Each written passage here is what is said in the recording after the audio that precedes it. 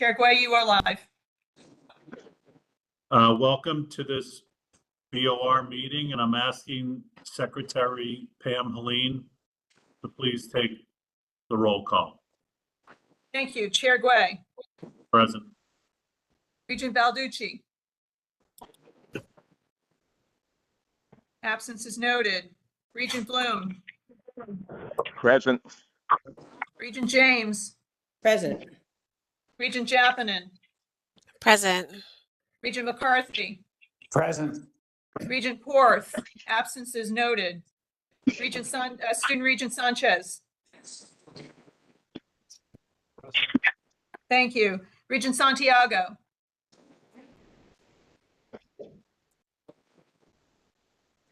Regent Santiago, you're muted. Present. Thank you. Regent Stewart. I'm here. Thank you. Regent Wright. Here. Regent Yang. Absence is noted. Our ex officios, Professor Cunningham. Present.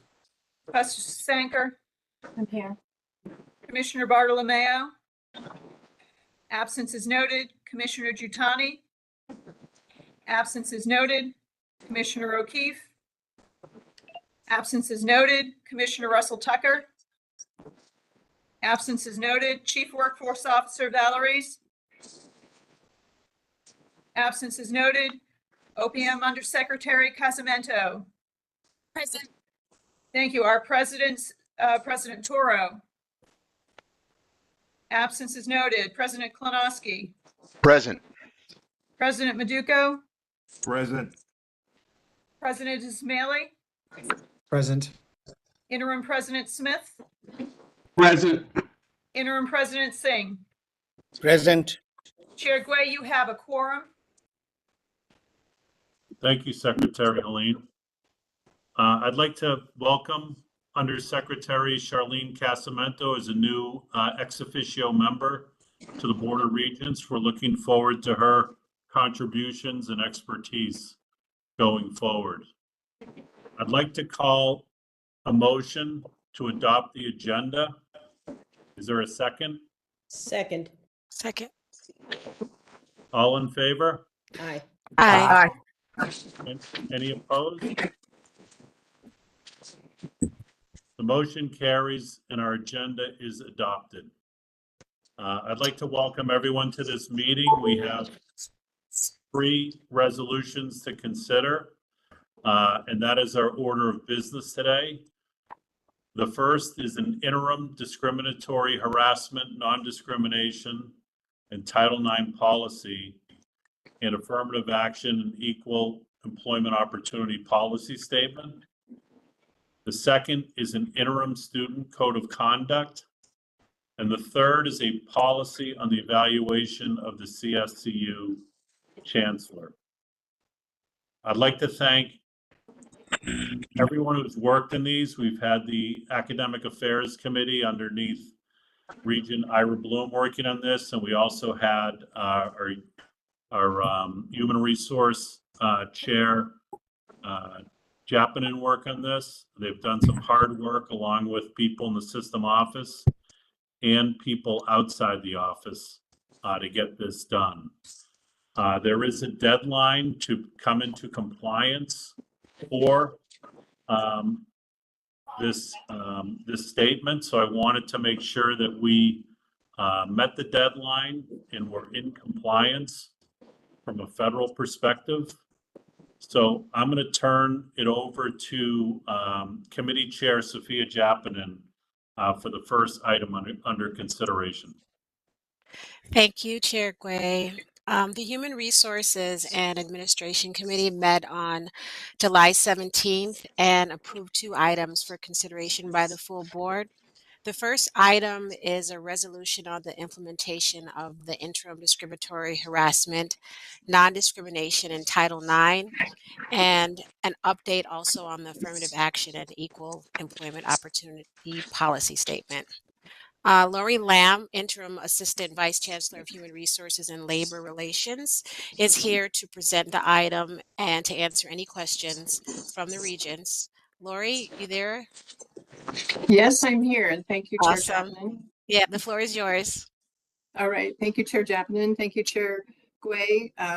Greetings to the Chancellor, our presidents, and other system executives on the line. As mentioned, this first action item, as mentioned by Chair Gway, is really the representation of a collective of many people. It's a lot of work that went into this from folks like Kim Pichelli, who's on the line, our interim Title IX coordinator for the system office, our general counsel and her staff, the University Council at Central Connecticut State University, all the Title IX coordinators across the institutions, input from DEI and HR leaders across the system, and thoughtful review by our presidents. I do want to introduce to you Kim Pichelli. She is our interim Title IX coordinator for the system, and she's a consultant from TNG, the preeminent national firm that specializes in overall risk management, but it certainly includes Title IX, and we would not be at this place without Tim's capable stewardship of these policies. The two policies before you that came before the HR committee and are now here for your consideration, as well as the student conduct code, which will be handled through others, are all here because of a convergence of a number of issues that help set the context, I think, for where we are. The first issue is that our existing policies, our CSU policies that we have long needed updating to better comply with state and federal regulations and clarify and streamline the policies and procedures for everybody involved, including our students, faculty, and staff who may need to utilize these policies, as well as those individuals on our campuses who implement them. There's always been a bit of a lack of clarity in policies and a lack of real clear direction, specifically around discriminatory harassment, non-discrimination, and retaliation. And it is time for us to remedy that lack of clarity. As Chair Gway mentioned, on April 19th of this year, the U.S. Department of Education promulgated new Title IX regulations that take effect tomorrow. We're not short on brushing right up against that deadline, but they supersede our existing Title IX regulations, and we need to amend our policies in accordance therewith. There's also been, and that'll be addressed further under the Student Conduct Code, a committee looking at the Student Conduct Code and how to make it better, but it was important that it be looked at in the context of the new Title IX regulations as well. So all these things have aligned to make it necessary to really look at a number of our policies across the system. I put a chart in the staff report that helps hopefully for you to understand all of the policies that are at play. I would note for your information in particular that the discriminatory harassment, non-discrimination, and Title IX policy is interim. We recommend it be interim for very specific reasons. Because of this tight August 1st deadline, there's not been sufficient opportunity to adequately consult with all stakeholders, especially our faculty and students who obviously are not well represented during summer months.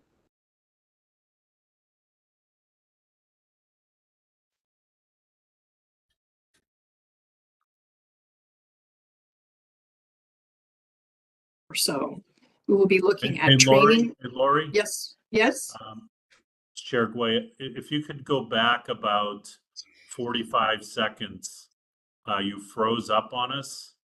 Okay. And where you froze up on us, where you said you just finished saying there's not enough time for faculty and students, and that's why we had an interim report. We're going to go back and create a final standard. We lost you right there. All right. I'll hopefully make sure that doesn't happen again if I can. I closed down a bunch of other stuff on my system, so maybe that will help. The point I was trying to make is that we have more work to do. We are developing interim procedures that will implement these policies. And again, we'll be working through those in an interim way so that we can continue to evolve them as we look at how we are moving forward on both the policies and procedures. We need to look at all of our training under the new Title IX regulations. And it is required, for example, that we have training for all of our faculty and staff on the new Title IX regulations. We're also staying alert to numerous legal challenges that you're no doubt hearing about in the newspapers and underways, but there's many of them across various states. So far, our system is not impacted, but this could change both locally and it could also change politically in the coming months. I'm very proud of the work that's been accomplished to date, and we have before you, as mentioned, an updated affirmative action policy statement to make sure that we are in compliance with both federal and state laws and to add clarity and make it a little bit more readable and understandable. We have the new interim discriminatory harassment, non-discrimination and Title IX policy, and later from the ASA committee, you'll hear about the new student conduct code. This collective work, if it's approved by the board, will significantly move our system forward in these crucial areas. It not only sets the policy framework for the important work that must be done, but it also helps establish our system as one that's firmly committed to providing an education and working environment that's free from discrimination and harassment based on any protected characteristic and also free from retaliation. To briefly dive into the details, I would like Kim Pacelli to do a quick overview of the key changes resulting from the Title IX regulations. Kim? Thanks, Lori. And thanks, Chair Guay, and to all the regents for having me not only on today's call and meeting, but also it's been a real honor to serve in this role on behalf of the entire system. My mom is a proud alum of one of the institutions, and so it's a place that's near and dear to my heart. Just briefly to add a little color commentary to what Lori shared about what's going on in Title IX, I think the key thing to know about these new Title IX regulations that were finalized in April and that we have that compliance deadline of tomorrow is that even though Title IX has always prohibited discrimination on the basis of sex and gender, and of course we've come to think of it as very closely connected with sexual harassment as well, the idea that we have to have specific procedures that adhere to federal regulations for all discrimination cases, in addition to all cases associated with harassment, is a little bit new. So we have a bit of a broadening of the scope of the procedures. And so it makes it a really opportune time to look more globally about having a policy that addresses all.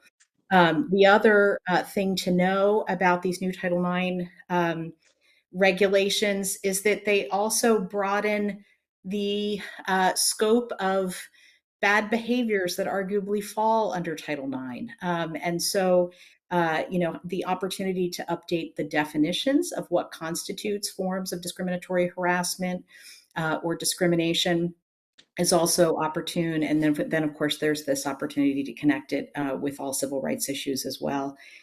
Lori already spoke to this. We're watching very closely what's happening, unfolding in various courts around the country. And at this point, none of the injunctions that have been issued affect us in Connecticut or any of our institutions. So we do still have this deadline for tomorrow, and glad to answer any questions about the policy that we've put together. Thank you, Kim, and thank you for your tireless and frankly, much more voluminous work that you've had to do in order to help move this system forward in these areas. With this, we're here to ask the Board of Regents to adopt the updated affirmative action policy statement and the new interim discriminatory harassment, non-discrimination and Title IX policy. And we'd both be happy to stand for any questions or comments you may have.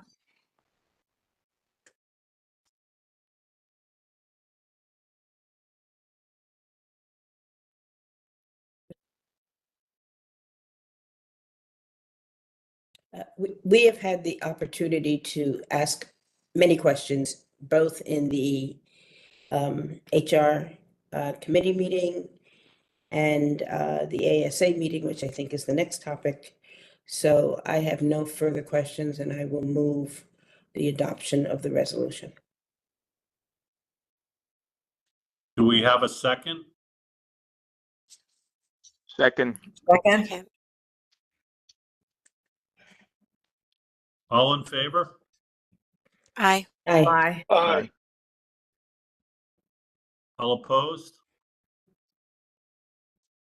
Any abstentions? The resolution is approved. These Title IX policies not only apply to our employees, but implementation of the new regulations and other legal issues have required revisions to our student code of conduct. Regent Ira Bloom has the next item, a resolution to adopt a new interim Student Code of Conduct. Regent Bloom. Thank you, Mr. Chair. The ASA committee considered the Student Code of Conduct at a special meeting on July 18th. Present at the meeting were Regents Bloom, McCarthy, James, and Professor Susanker. The committee approved the interim Student Code of Conduct for consideration by the full board. I'll be slightly repetitive of some of what's been said just a few minutes ago, but the substantive changes that have been incorporated in this interim Code of Conduct policy are a direct result of the revised regulations mandated by the U.S. Department of Education, as well as changes required by the U.S. Department of Justice. The proposed changes are laid out in text in the materials for the meeting and in the chart that graphs the differences between the current code and the new code. One important item to note is that the new 2024 regulations of the Department of Education do not address the issue of protections for transgender students in athletics, with the U.S. Department of Education indicating that the regulatory process related to athletics is ongoing. There are other non-substantive changes to the document, such as the inclusion of Connecticut state language and the change in the chancellor's title from chancellor to president. Once again, as is the case with the earlier items, this is interim, just as the just approved interim discriminatory harassment, non-discrimination, and Title IX policy was. And as noted, there are legal challenges underway in a number of states that may affect the implementation of some or all of the new federal Title IX regulations, but thus far, as was already said, it has not affected our CSCU. In addition, consultation with internal CSCU stakeholders, including campus administrators, faculty, and students, is required to complete the necessary revisions to the Student Code of Conduct. Changes which should probably include more coordination between this policy and the interim non-discriminatory harassment policy, perhaps a separated academic integrity policy. The ASA committee anticipates receiving regular updates from staff as this process moves forward. Now I would like to ask CSCU's interim general counsel, Vita Litvin, to provide some background from the Department of Education and the Department of Justice, as well as the references to the prior interim discriminatory harassment policy. If I may turn it over to Acting General Counsel Litvin. Thank you, Chair Bloom. Good afternoon, Chair Gui, Board of Regents, Chancellor Chang, institutional presidents, and all present at this meeting. I appreciate the opportunity to address the board this afternoon regarding the proposed revisions to the Student Code of Conduct and the request to designate the revised code as an interim policy, as Regent Bloom just mentioned. The proposed changes to the code are necessitated by multifaceted influences, as has been mentioned. And so the Department of Education changes to Title IX, the U.S. Department of Justice, and also, as it has been mentioned, the confusion within our institutions regarding applying 3 separate board policies that cover the same subject matter regarding sexual misconduct. So, this streamlining of the interim discriminatory harassment, non-discrimination, and Title IX policy is really timely and necessary to bring all of these components together to clean up the student code and to streamline our policies. So as a result, the student code will no longer have student-specific procedures regarding sexual misconduct. Rather, the interim code refers jurisdiction to the new interim discriminatory harassment, non-discrimination, and Title IX policy. The other notable changes, as Chair Bloom has noted, are revisions that I would say fall into 2 large categories. One is revisions to the preamble, the definitions, the jurisdiction, and the scope of the code. And the second large category is revisions to the prohibited conduct section. Some significant changes of note within the prohibited conduct section are language and additional tools that provide our communities to address protests on campuses, given the state of national politics and that we are in an election year, and the removal of self-harm language from the prohibited conduct and suspensions and resident hall separation sections. There's also an in-depth analysis and explanation of all other revisions to the interim code in your materials for further information. It's also important to note that our work on the code is definitely not complete. We will continue to revise the student code in the coming academic year. CCU institutional leaders have expressed the need to separate academic misconduct from the code and establish a separate academic integrity policy that would provide robust language around the use of artificial intelligence in the classroom and in the workplace.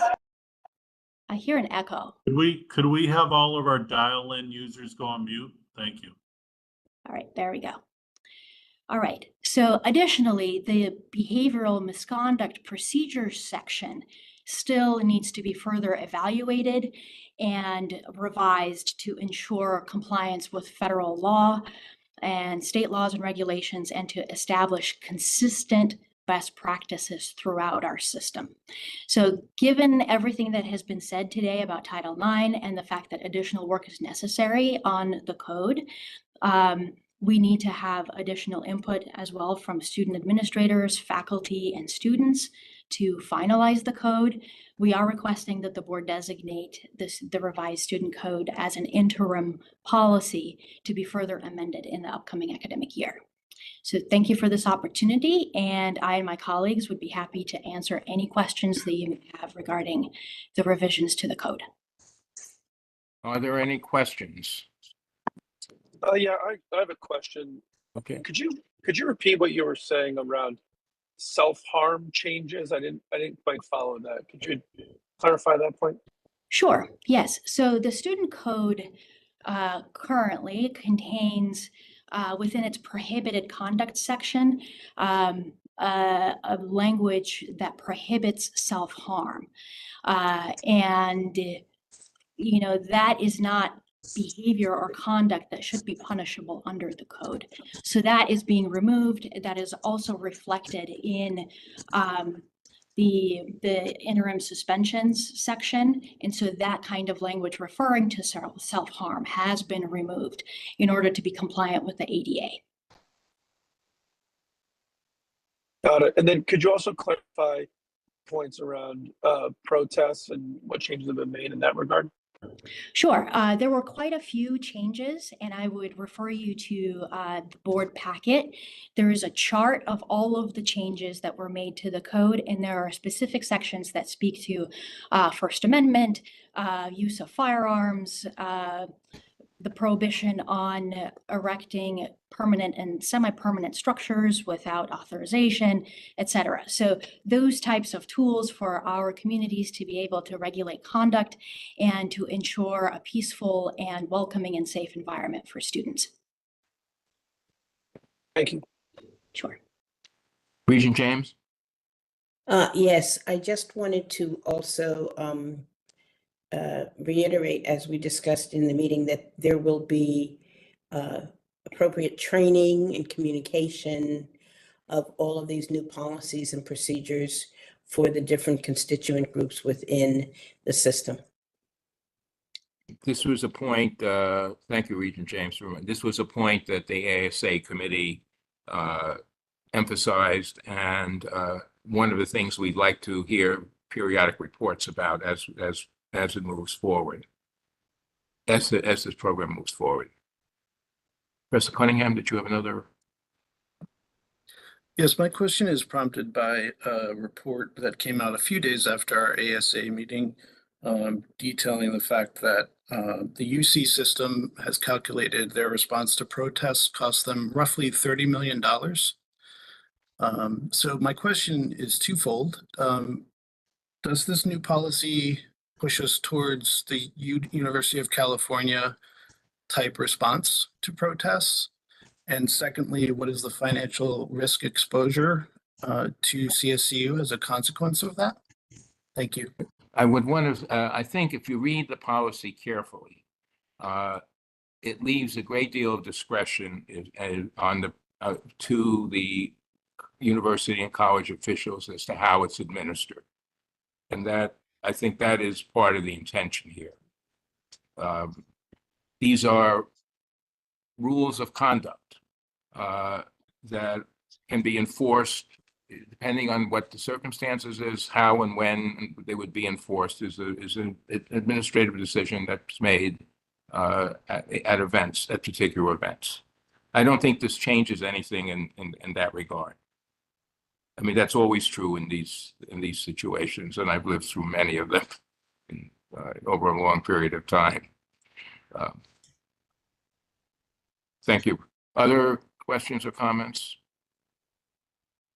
Seeing none, Mr. Chair, I think I would move it and be ready for you to call for a vote. I'd like to call for a motion to, I just want to be clear, no one else has anything to say. Let me move. I would like to move approval of the student code of conduct to the board. I'll second. All in favor? Aye.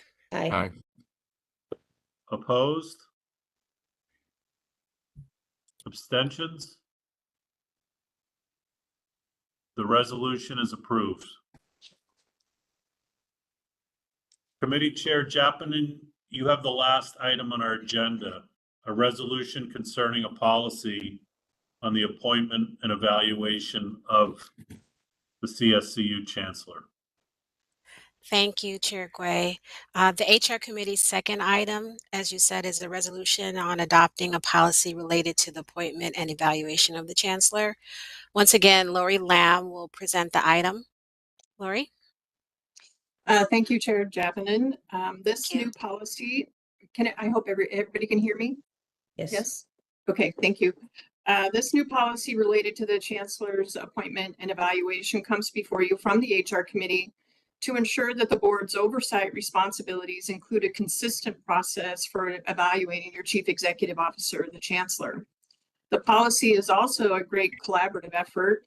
As we work through it very much in detail with the HR Committee, there was input in particular from Terrence McTaggart from AGB, who's been working with the Board of Regents on a number of items and providing valuable input. And also the Chancellor has reviewed and understands and agrees with the general principles involved. In essence, there will be an annual evaluation of the Chancellor that's required. It will largely be under the supervision and direction of the Chair. The Chair will obtain necessary input and will use that to inform the evaluation that is ultimately delivered to the Chancellor. In addition, every 3 years, there will be a comprehensive or 360-degree evaluation. This will involve seeking input from a much broader audience than perhaps the annual evaluation will. And the Chair, again, will have the opportunity to implement this process and develop procedures for doing so. We intentionally did not include specific procedures so that could vary from time to time, depending upon the Chair's desire and also the Chancellor's desire and a conversation between them, as well as perhaps getting the opportunity to obtain further input from AGB on some of the best practices. This 3-year portion of the evaluation process was a specific recommendation from Terry McTaggart from AGB. With this very brief overview, I'd be happy to stand for any questions. This is certainly a little more straightforward than our last couple of policies. So.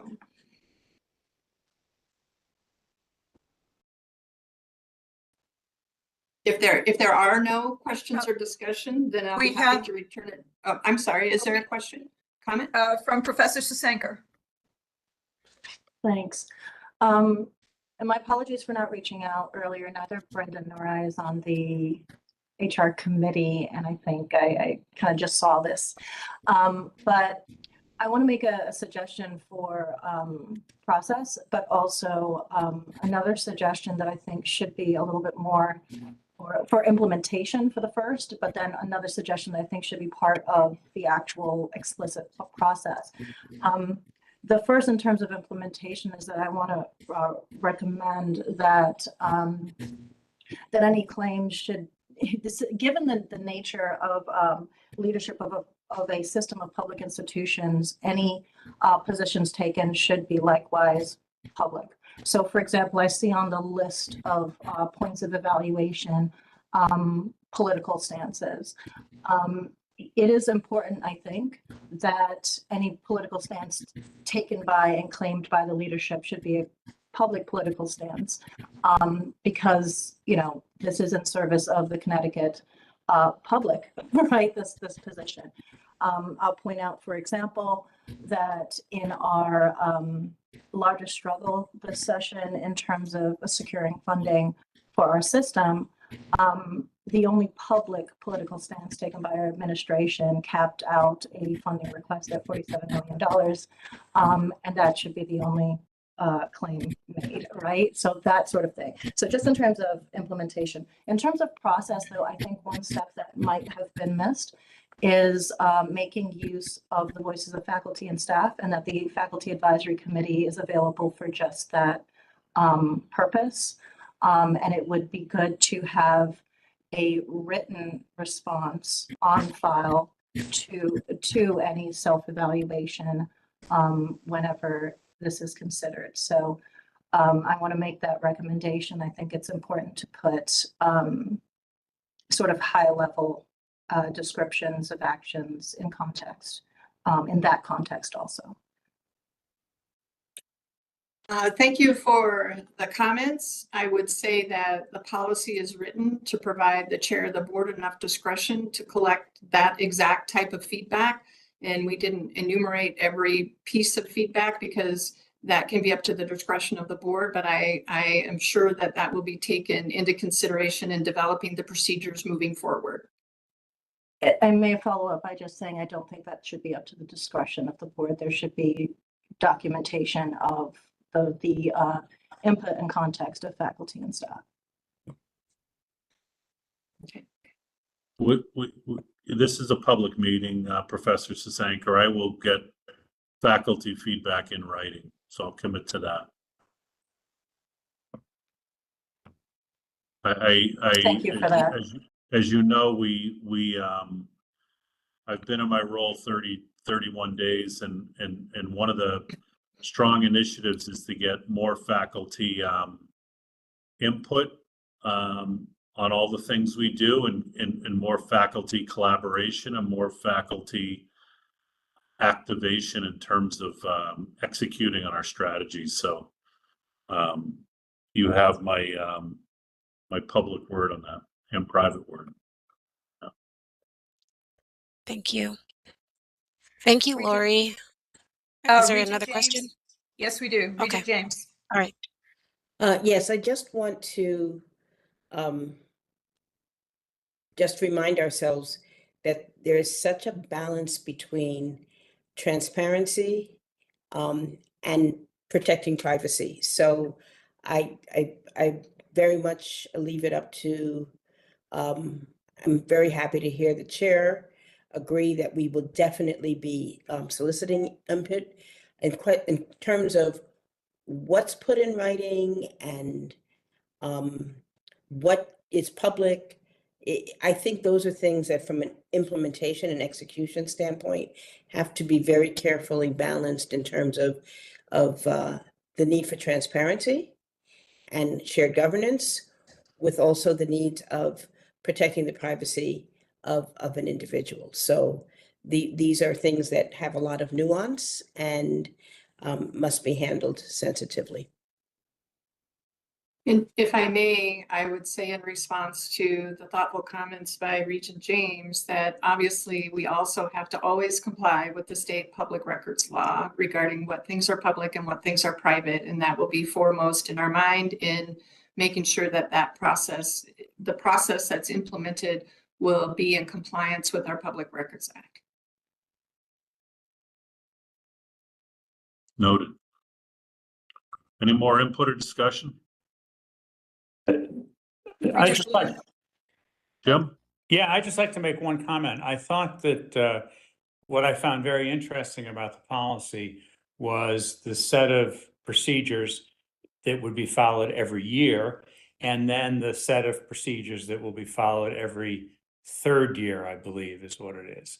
And I really like that. That struck me as an example of the balance between a very in-depth, very careful, more public kind of evaluation, the every third year 360. And I like that as an indicator of the balance about which we've been speaking, so that every 3 years there will be a much more involved process, much more open process, still in line with all rules and regulations. And I go along with Regent James about being in line with protecting the privacy of any individual, but assuring the community that every third year there will be a very thorough process with the involvement of many more people.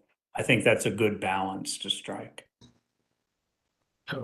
I would second that. That was the comment. I was going to comment about the 360-degree requirement every third year, which I think is, as Regent McCarthy said, is a very significant step in this process.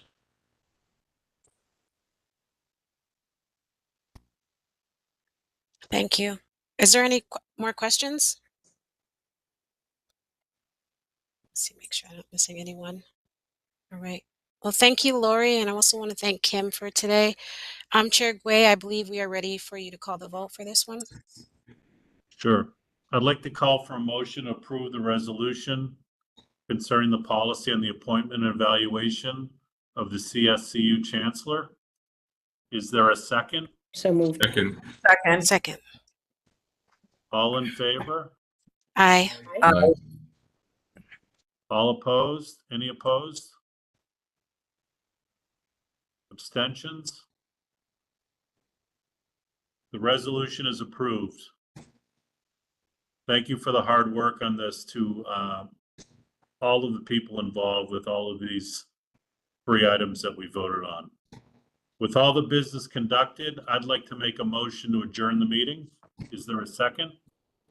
Second. All those in favor? Aye. Aye. Opposed? This motion carries and our meeting is adjourned. Thank you. Thank you very much. Thank you all. Thank you. Bye, all. Your live stream is ended.